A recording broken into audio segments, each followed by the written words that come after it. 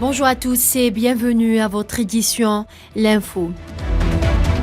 Le chef de la diplomatie algérienne Ahmed Attaf, chargé par le président algérien Abdelmadjid Tebboune, est arrivé mercredi soir à Abuja où il a effectué des concertations avec son homologue nigérian Youssouf Tougar.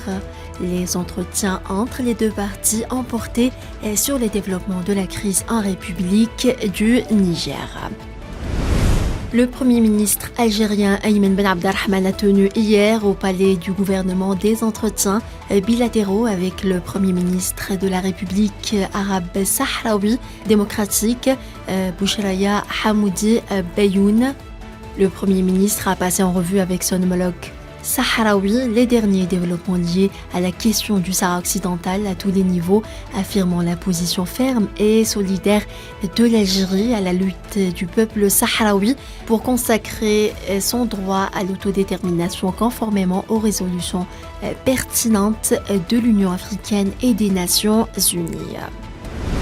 Le secrétaire général du ministère algérien des Affaires étrangères, Lounès Maghramen, chargé par le président algérien Abdelmadjid Tebboune, effectue à partir de ce jeudi une visite en République du Niger, intervenant dans le cadre des efforts inlassables et continus déployés par l'Algérie pour contribuer à une solution pacifique à la crise dans ce pays voisin, a indiqué un communiqué du ministère. Les dirigeants des pays des BRICS réunis en sommet à Johannesburg se sont mis d'accord sur un document qui définit les conditions d'élargissement de ce bloc aux pays souhaitant devenir membres, a indiqué hier mercredi la ministre sud-africaine des Relations internationales et de la coopération Naledi Pandor.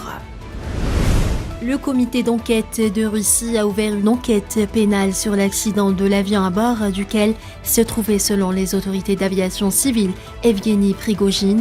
L'avion se rendant de Moscou à Saint-Pétersbourg s'est écrasé mercredi dans la région de Tver. Le comité d'enquête précise que les 10 personnes qui se trouvaient à bord de l'avion avaient été tuées. Un groupe d'enquêteurs s'est déjà rendu sur les lieux de l'accident pour mener toutes les expertises nécessaires.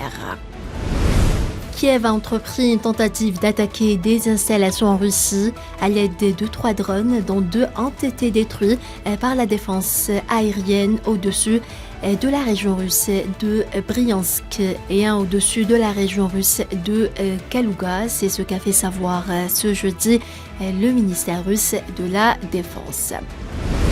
2 militaires ont été tués dans le crash d'un hélicoptère de l'armée libanaise lors d'un entraînement à l'est de Beyrouth, a indiqué mercredi l'armée dans un communiqué. 18 ouvriers sont morts et de nombreux autres sont portés disparus après l'effondrement d'un pont en construction au-dessus d'un ravin dans le nord-est de l'Inde.